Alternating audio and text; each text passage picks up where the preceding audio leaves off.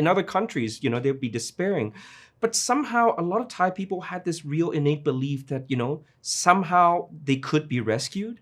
And I think that in many ways it shows in our film because, this kind of like, not necessarily like, it's not relentless optimism, but basically that there's a chance that things can actually go well. And I think that that is so endemic within the culture and society that maybe that actually did help to make the result what it is. There is a palpable sense of loss, obviously, with Samangunan passing and another Navy SEAL later on who also passed away. So there's this mix of this legacy that people are, they look back fondly, but at the same time, it's not also something that, people shout off, shout out from the rooftops and go, yeah, this thing happened. So I think that, like any country, going through a trauma, there is a mixed sense of like, different ways to look at, what happened.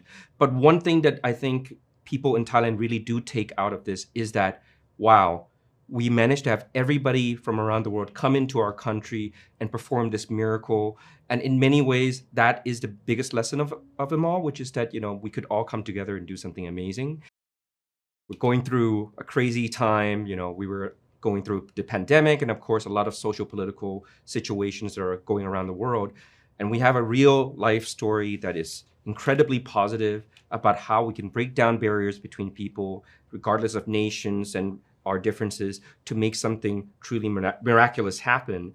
And when people watch it, I really hope that people can see these possibilities as examples that we can lead ourselves, so that we can, really appreciate the people's volunteerism in the film and maybe somehow incorporate it into our own existence, and to really use this as a way to say, hey, look, see, there is a way for us to come together and not just be divided all the time, and look at the results that happen.